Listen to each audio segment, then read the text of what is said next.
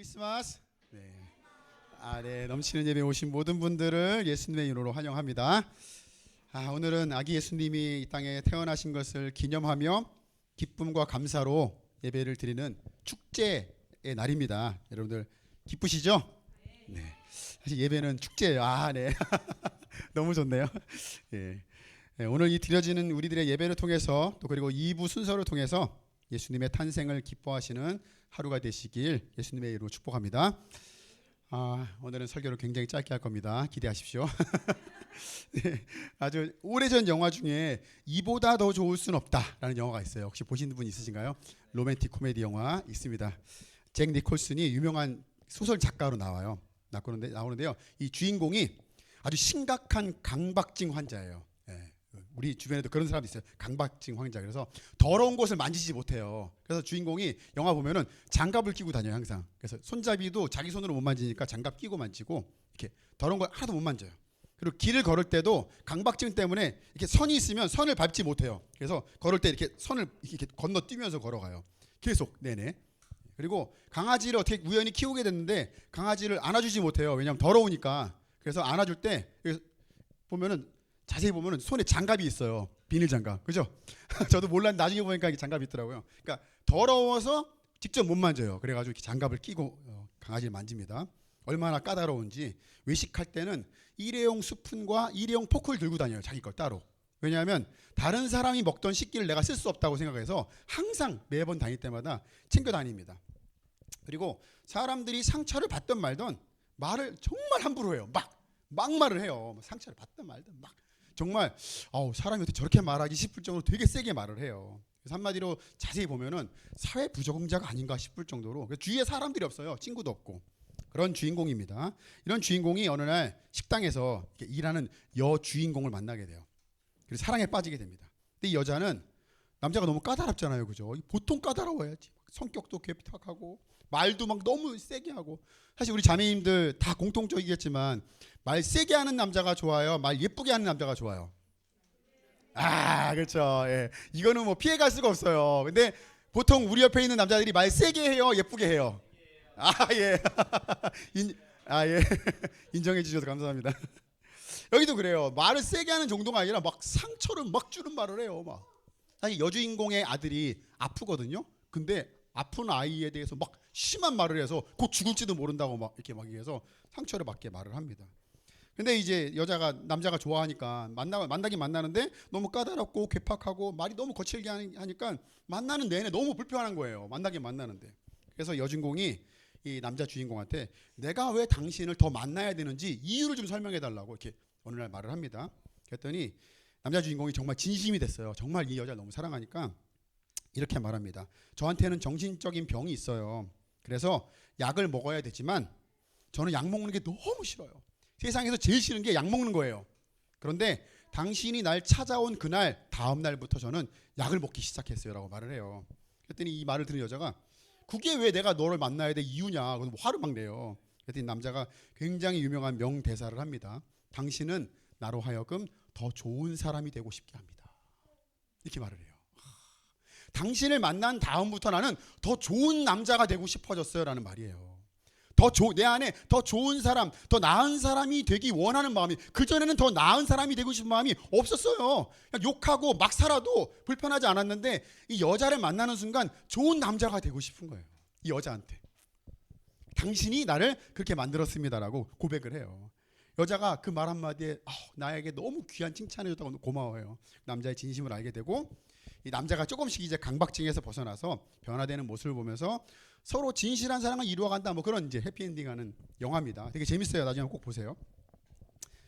우리가 진정한 사랑을 깨닫게 되면 우리 안에 더 좋은 사람이 되고 싶은 마음이 생겨요. 그렇죠? 사랑을 알게 되면 더 좋은 사람이 되고 싶어요. 그래서 어색하지만 안 입던 옷도 막 꺼내 입어보고 또 안 먹던 음식도 막 먹게 돼요. 사실 이거 안 먹는데 사랑하니까 그 사랑하는 사람을 위해서 안 먹던 음식을 막 먹게 돼요. 그리고 사랑하는 사람을 위해서 어떻게 해요? 말도 예쁘게 해보려고 막 노력을 해요. 왜요? 더 좋은 사람이 되고 싶거든요. 그래서 하기 싫은 일도 막 기꺼이 해주는 그런 삶으로 살기 원한다는 거죠. 이게 뭐 때문에 그러냐면 사랑했기 때문에, 사랑 때문에 이렇게 변화된다는 겁니다. 저는 이 영화를 보면서 우리 신앙생활과 너무 똑같지 않나 그런 생각을 해봐요. 십자가에서 예수님이 우리를 위해서 해주신 일을 딱 깨닫고 또 내 안에 그리스도의 사랑으로 쫙 이렇게 하나님의 사랑이 내 가운데 이렇게 부어지면은 우리는 더 좋은 사람이 되고 싶어집니다. 그렇죠? 정확히는 예수님 닮고 싶은 사람이 돼요. 닮고 싶은 사람이. 예수님 닮고 싶다. 나도 예수님처럼 살고 싶다. 이런 마음이 우리 안에 점점점 가득해져요. 여러분들 표정은 살짝 굳이 뭐 지금도 불편하지 않은데 굳이 내가 더 좋은 사람이 돼야 되나 뭐 이런 표정이시겠지만 사실은 정상적이라면은 우리는 예수님을 닮고 싶어져요. 그렇구나. 나도 저렇게 살아야겠다. 그래서 사랑할 수 없는 사랑을 어떻게 해요? 사랑하게 되는 거예요. 내가 사랑이 많아서 사랑한 게 아니라 예수님 닮고 싶으니까 사랑을 해보는 거예요. 그리고 내가 먼저 용서를 하는 거예요. 그냥 지난번 같았으면 내가 복수를 해서 꼼짝 못하게 만들었어야 됐는데 이번에는 그냥 그래 내가 용서하지 뭐. 또 내가 가진 소중한 것들을 다른 사람과 나누고 싶은 마음이 생겨요. 이게 되게 중요한 거예요. 소중한 것을 나누고 싶은 마음이 없었어요. 나 혼자 다 독차지하고 나만 갖고 싶었는데 사랑이 내 안에 들어오는 순간 나누고 싶어져요. 그리고 선한 영향력을 끼치며 살고 싶어지는 게 우리의 모습입니다. 그런데 반전이 일어나죠. 우리가 신앙생활을 하다 보면 이러한 변화가 지속적이지 않고 일시적인 현상이라는 걸 깨닫게 돼요. 그렇죠? 사랑도 마찬가지고 연애할 때는 막 간이 그슬개고 다 빼줄 것처럼 막 그렇게 떠받들더니 어떻게 돼요? 결혼하고 나니까 언제 그랬냐는 듯이 사람이 변하잖아요. 이렇게 일시적인 거였구나. 그때 날 꼬시려고 그랬구나. 깨닫게 되죠. 신앙생활도 똑같은 것 같아요. 그런 날이 오게 됩니다. 주일 예배 때 막 은혜를 받아요. 말씀이 그렇구나. 사랑으로 막 충만해. 그리스도 예수님께서 나에게 그렇게 하셨구나. 내가 이번 한 주는 말씀 붙들고 십자가 사랑을 내가 삶에서 실천해야겠다. 막 다짐하죠. 기도하고. 근데 이게 이틀이나 3일을 넘기지 못한다는 거를 우리는 금방 깨닫게 돼요. 이거 내가 못하는 거구나. 여기 다 경험해 보셨을 거예요. 여름 수련회, 동계 수련회 때 가가지고 막 말씀 듣고 기도하면서 내가 하나님 나라를 위해서 살겠습니다. 막 헌신하고 막 강대상 나와가지고 막 무릎 꿇고 기도하고 복음 전하는 일을 위해서 내가 더 좋은 사람이 되기 위해서 헌신하겠습니다. 막 울면서 막 기도 막 1시간, 2시간씩 하고 다짐하고 돌아왔는데 이 수련회 때 받은 은혜가 얼마나 가요? 한 달 넘기나? 그죠? 한 달 막 뜨거웠다가 그래서 8월 달에 수련을 하면은 9월에 뜨거워요. 그 10월이면 다 없어졌어요. 애들이 이게 시험 보면서 시험이 들어가지고 이러한 삶을 우리가 반복해 살아요. 계속 신앙생활 해보면요. 그러면서 이렇게 이런 삶을 반복할 때 사람들이 우리를 보고 이렇게 말하죠. 어떻게 말해요? 어이구 네가 그러면 그렇지 며칠이나 가나 했다. 그 결심 며칠이나 가나 했어. 기대한 데가 잘못이지. 어이구 저 누구 닮아서 저러냐 저거. 비난을 합니다. 남편이나 아내가 수도 없이 결단하고 결심을 했지만 며칠 못 가요. 그죠? 또 우리 공동체 안에서 우리가 믿음으로 살겠다고 막 다짐하잖아요. 믿음으로 살겠습니다. 고집하는데 다짐하고 고백도 했는데 사실 그게 며칠 못 가요. 이제 그렇게 살다가 이제 신앙생활을 계속 살다 보면요. 어느새 우리는 사람들의 말을 신뢰하지 않게 돼요. 그죠? 옆에 사람 한번 봐보세요. 자, 옆에 사람 신뢰가 막 이 사람은 너무 신뢰할 만해. 약간 굉장히 비난하는 느낌이었어요. 엄지손가락과 느낌이 달랐어요. 이렇게 사람들의 말을 신뢰하지 않게 돼요. 남편과 아내의 말이 신뢰가 안 가. 우리 자녀들의 말이 신뢰가 안 가요. 형제 자매들의 말이 신뢰가 안 가요. 결국 우리는 사람들과의 관계 속에서 실수를 많이 하고 말이 좀 앞서는 사람들을 바라보면서 우리 이렇게 말해요. 저 사람 말은 믿을 수가 없어. 저 사람 말만 저렇게 하지 실제로는 신뢰할 수 없는 사람이야. 언제 마음이 더 바뀔지 몰라. 저 사람 믿을 수 없는 사람이야 라고 우리는 계속 불신하게 돼요. 믿을 수가 없어. 지금이야 그렇지 뭐 교회에서만 저렇지 뭐 집에서만 저렇지 이렇게 불신하게 되죠. 더 중요한 게 있어요. 이러한 잣대가 확장되어서 실수하는 내 자신까지 불신하게 돼요. 내가 분명히 지난주까지만 치킨 먹고 이번 주부터 야식 안 먹고 끊기로 했는데 나 진짜 절대 안 먹기로 했는데 내가 술도 끊고 담배도 끊고 게임도 끊고 더 좋은 사람이 되겠다고 내가 큰 소리 쳤는데 지난주 목장에서 말씀 묵상하고 기도하기로 내가 결심했는데 또 못했네. 또 이번 주 또 그냥 지나갔네. 그냥 이러면서 나도 나를 믿을 수가 없는데 누가 날 믿어줄까? 그렇죠? 살다 보니까 내가 날 믿을 수가 없는 거예요. 내가 한 말이 지켜지는 꼴을 못 보는 거예요. 나도 신뢰할 수가 없어. 난 도대체 왜 이렇게 사는 거지 도대체? 누가 날 믿어줄까? 나 너무 쓸모없는 인간 아닌가? 뭐 이런 생각을 하게 되죠. 결국 사랑을 깨닫고 좋은 사람이 되고 싶은 마음이 우리 안에 다 있긴 해요. 근데 이 마음과 달리 현실이 따라가지 못하니까 믿을 수 없는 자신을 비난하게 되고 또 다른 사람들을 불신하는, 다른 사람들 탓하는 삶을 자꾸 우리가 살게 된다는 겁니다. 이런 불신이 가득한 현실 속에서 이제 오늘 우리가 읽은 이 본문의 말씀은 우리가 어떤 사람들이고 또 예수님이 오셔서 우리를 위해서 어떤 일을 하셨는지 아주 정확하게 설명하고 있습니다. 오늘 본문을 보면요, 예수님의 제자 중에 제일 믿음이 안 가는 사람이 나와요. 그리고 정말 믿을 수 없는, 믿음이 안 가는 고백을 지금 하고 있어요. 그런데 이 믿음이 안 가는 고백을 예수님이 들어주고 계시고 믿어주는 이야기가 오늘 본문의 이야기입니다. 오늘 본문 13절부터 16절 다시 한번 읽어보겠습니다. 13절부터 읽을게요. 시작. 예수께서 빌립보의 가이사랴 지방에 이르러서 제자들에게 물으셨다. 사람들이 인자를 누구라고 하느냐? 제자들이 대답하셨다. 침례자 요한이라고 하는 사람들도 있고 엘리야라고 하는 사람들도 있고 예레미야나 예언자들 한 가운데서 한 분이라고 하는 사람들도 있습니다. 예수께서 그들에게 물으셨다. 그러면 너희는 나를 누구라고 하느냐? 시몬 베드로가 대답하였다. 선생님은 살아계신 하나님의 아들 그리스도십니다. 아멘.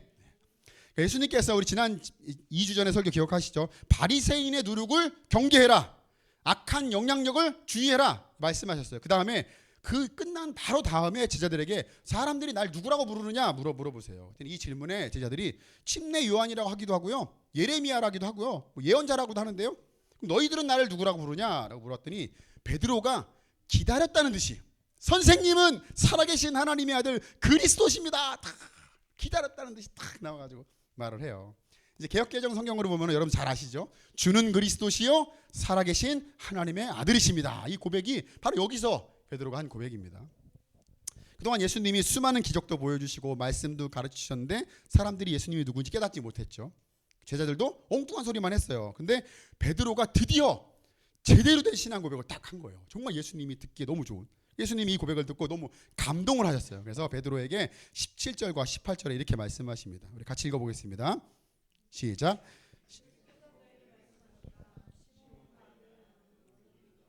너에게 이것을 알려주신 분은 하나님이시다. 네, 18절도 읽어볼까요? 시작.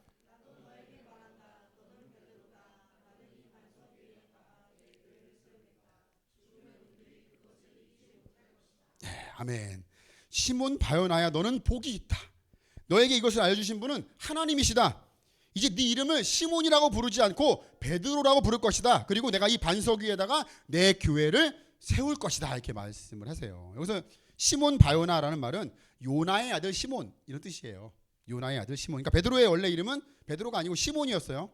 이 시몬의 고백이 얼마나 예수님 듣기에 감격적이었는지 예수님의 이름을 베드로, 우리말로 반석이라고 딱 바꿔주신 거예요. 이 순간. 그래서 베드로가 된 건데 반석이라고 불러주시는 거예요.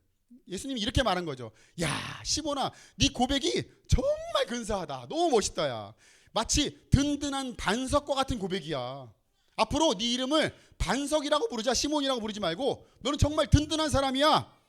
너는 정말 믿음직스러운 사람이야. 네 말은 정말 아주 든든한 반석 같아 라고 칭찬을 해주신 거예요. 이렇게 말씀하신 다음에 20절과 21절에 여러분들 성경을 보시면 자신이 그리스도이시며 앞으로 예루살렘에 가서 고난을 받고 죽임당한 후에 사흘 만에 부활하게 될 거라고 말씀을 해주세요. 그랬더니 반석 같은 고백을 했던 베드로가 뭐라고 고백을 하죠? 우리 22절을 읽어보겠습니다. 시작. 이에 베드로가 예수를 따로 붙들고 주님 안 됩니다. 절대로 이런 일이 주님께 일어나서는 안 됩니다 하고 말하면서 예수께 대들었다. 네, 표현이 이게 지금 되게 완곡하게 표현이 되는데 멱살 잡았다는 뜻이에요. 이게 지금 예수님이 우리의 죄를 사해 주시기 위해서 십자가에서 죽으시고 부활하시겠다고 말씀했는데 베드로가 뭐라고 그러는 거예요? 주님 안 됩니다. 절대로 죽으시면 안 됩니다. 그리고 부활하셔도 안 됩니다. 뭐 이렇게 말하는 거예요. 지금 절대 안 됩니다. 십자가와 부활을 베드로가 반대하는 거예요. 지금. 근데 이게 지금 다른 시점이 아니고요. 주는 그리스도시요 살아계신 하나님의 아들이십니다라는 이 반석 같은 고백을 한 바로 다음에 이어서 한 말이에요. 그러니까 이제 이 전체 이야기를 좀 이렇게 쭉 섞어서 보면은 이 베드로가 한 말을 앞뒤 말을 다 조합해 보면은 이 반석과 같은 고백은 사실 진정한 믿음의 고백이라기보다는 제가 처음에 설명한 것처럼 예수님의 사랑을 다 경험하고 난 다음에 나타나는 일시적인 고백이에요. 일시적인. 그러니까 예수님의 사랑을 전혀 이해하지 못하는 믿음 없는 고백 또는 성숙하지 못한 고백이라고 할 수 있는 거죠.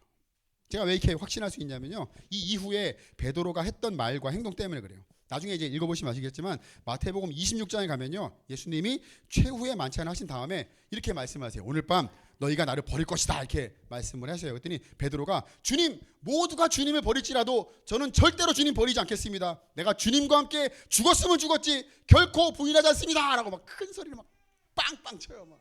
절대로 배신하지 않습니다. 그래놓고 얼마 후 예수님이 로마 군인에게 잡혀가요. 그리고 사람들이 베드로를 보고, 야, 예수님과 한패하냐, 막 고발을 합니다. 그때 베드로가 뭐라고요? 누가 한패래요? 누가? 당신이 봤어요? 저는 저 사람 모르는 사람입니다, 라고 금방 그 자리에서 예수님 모른다고 그래요. 저는 처음 보는 사람이에요. 심지어 어린아이가 나와가지고 에이, 한패 맞는 것 같은데 막 우기니까 여자아이 앞에서 예수님을 막 저주하면서 자신은 예수님 모른다고 부인하고 도망을 칩니다. 여러분, 이 베드로가 반석 같은 고백을 한 다음에 예수님 죽으시면 안 된다고 이상한 소리를 하고, 또 모두가 주님 버리고 떠나가도 나는 절대로 주님 배신하지 않을 거라고 열심히 고백해놓고 예수님을 3번이나 부인하고 도망갈 것을 예수님이 아셨을까요? 모르셨을까요? 아, 예, 아멘. 아, 기가 막히네요. 네. 베드로가 이 위대한 신앙 고백을 한 다음에 성장하여서 훌륭한 제자가 되는 게 아니라 신앙 고백 다음에 예수님 죽으시면 안 된다고 막 이상한 생각 안 하고 막 말씀과 내 생각은 달라요, 저는 그렇게 생각하지 않습니다, 막 고집 부리고 절대 배신 안 한다고 해놓고선 비겁하게 배신하고 도망갈 것을 예수님이 아셨을까요? 모르셨을까요? 그렇죠. 베드로가 믿지 못할 인간이라는 거 예수님 다 아셨어요. 다. 그걸 모르셨을까요, 예수님이? 베드로가 반석 같은 고백을 할 때 만약에 뭐 있을 수 없는 얘기겠지만 만약에 제가 예수님이었다면은, 야, 거짓말하지 마라. 너는 어떻게 입만 벌리면 거짓말을 하냐? 야, 너 좀 있다가 금방 난 내 생각 다른데요. 뭐 예수님하고 생각 달라요. 막 고집 부리고 결국 나 배신하고 도망갈 거냐, 다 한다 내가. 야, 네가 반석이면 나는 다이아몬드다. 다른 사람들은 다이아몬드야. 너는 베드로가 아니라 배신자야, 배신자. 이 배신자야. 퇴퇴퇴 막 이러면서. 그랬을 거예요. 제가 예수님이었던. 근데 예수님은 믿을 수 없는 말을 한, 전혀 신앙 고백 같지 않은 말을 한 베드로에게 너는 베드로다. 단단한 반석 같은 사람이다. 내가 네 고백 위에다가 내 교회를 세울 거다. 너를 통해서 복음이 전해지고 너를 통해서 교회가 세워지게 할 거다. 그렇게 될 것을 나는 믿는다. 너를 통해서 교회가 세워지고 너를 통해서 하나님 나라가 확장될 것을 나는 믿는다, 라고 말씀하신 거예요. 그러니까 예수님은 베드로가 반석 같은 사람이었기 때문에 믿어주신 게 아니라는 거예요. 베드로가 믿을 만한 사람이고 믿을 만한 말을 하고 그의 언행이 막 똑바르고 올바르고 건강하고 신뢰할 만한 조건이 있고 그런 삶을 살았기 때문에 믿어준 게 아니라 그렇게 변화될 미래의 베드로를 믿어주신 거예요. 여기서 아멘이 팍 나와야 되는데 예. 네. 마무리하겠습니다. 우리 모두는 베드로와 같은 사람입니다. 저는 베드로와 같은 사람이에요. 날마다 베드로처럼 사는 것 같아요. 주는 그리스도시요 살아계신 하나님의 아들이십니다. 내가 주님을 위해서 헌신하겠습니다. 내가 교회를 위해서 새로운 영혼들을 섬기겠습니다. 수도 없이 근사하게 고백하고 막 다짐하고 또 결단해보고 그 수도 없이 주님 앞에 헌신하지만 내 감정과 현실의 문제에 사로잡히는 순간 우리는 언제든지 주님을 배신하고 떠나가는 사람들이에요. 언제 그랬냐는 듯이 주님의 사랑이 내 삶 가운데 막 부어지죠. 삶 가운데 어쩜 하나님이 내 삶 가운데 이런 은혜를 주실까? 내가 뭔데 나에게 이렇게 복을 주실까? 그래서 막 감사가 넘치고, 그러니까 어떻게 돼요? 더 좋은 사람이 되고 싶죠. 나도 예수님 닮은 삶을 살아야겠다. 막 그런 마음이 막 생기죠. 근데 학교 가서 친구를 만나고 직장에 나가서 일을 하고 집안일을 하면서 아이들을 막 키우다 보면 어느새 내가 한 결단과 고백이 베드로가 한 말처럼 될 때가 너무 많이 있어요. 결코 주님 떠나지 않고 배신하지 않겠다고 막 큰소리 뻥뻥 쳐놓고 저는 절대로 떠나지 않겠습니다. 저는 주님을 위해서 헌신하겠습니다. 큰 소리 쳐놓고 현실의 문제를 만나는 순간 언제 그랬냐는 듯이 저 주님 모르는데 저 잘 모르겠는데 저 잠깐만요. 저는 아닌 것 같아요. 지금 제가 일이 많이 바빠가지고요. 제가 사업을 시작해가지고요. 제가 할 일이 너무 많아가지고요. 좀 아닌 것 같아요. 주님께 등 돌리는 일들이 우리 인생 가운데 얼마나 많이 있는지 몰라요. 그래서 우리 낙심하죠. 그리고 우리 주변에 있는 사람들을 비난하죠. 저럴 줄 알았어. 근데 오늘 이 말씀을 꼭 기억하시기 바랍니다. 예수님은 베드로를 믿어주시고 베드로와 같은 저와 여러분들을 믿고 계시다는 사실을 기억하시기 바랍니다. 내가 신앙생활을 잘하고 성령 충만하고 주님께 헌신되었기 때문에 그 결과로 날 믿어주신 게 아니라 여전히 믿음 없고 여전히 믿음 없는 행동을 하지만 미래에 변화될 나를 바라보면서 믿고 계시다는 사실을 잊지 마시기 바랍니다. 사랑하는 성도 여러분, 예수님이 이 땅에 오신 이유는 죄인인 나를 살리시고 믿어주시기 위해서 이 땅에 오셨어요. 비록 지금은 믿음도 없고 실력도 없지만 내가 베드로처럼 예수님의 수제자가 될 것을 예수님이 믿어주세요. 여러분들이 예수님의 수제자가 될 것을 예수님 믿고 계세요. 단 요만큼도 의심하지 않고 아주 확신하고 계세요. 내가 지금 비록 형편없지만 앞으로 훌륭한 목회자가 될 것을 예수님 믿고 계세요. 아무도 안 믿어주시나 보네. 예수님만 믿어주시고 여러분들만 믿는 거 아니에요? 제가 그런 목회자가 될 것을 예수님을 믿어주세요. 여러분들이 안 믿어도. 우리가 지금은 별 볼 일 없지만 앞으로 선한 영향력을 끼칠 사람이 될 것을 예수님은 믿고 계세요. 여러분들이 선한 영향력을 끼치며 빛과 소금의 역할을 감당하며 훌륭한 그리스도인이 될 것을 예수님 믿고 계세요. 내가 지금보다 훨씬 더 좋은 남편이 되고 더 좋은 아내가 되고 더 좋은 이웃이 되어줄 것을 믿어주시기 위해서 예수님이 이 땅에 오셨다는 것을 기억하시기 바랍니다. 성탄주의를 맞아서 예수님은 믿을 수 없는 나를 끝까지 믿어주시고 또 나를 통해서 놀라운 계획을 이루시기 위해서 이 땅에 오셨다는 것을 기억하시면서 예수님 붙들고 믿음으로 성장해 가시는 우리 모두가 되시길 예수님의 이름으로 축복합니다. 메리 크리스마스. 자, 우리 아멘. 자, 이 시간 우리 잠깐 눈을 감고 기도하겠습니다.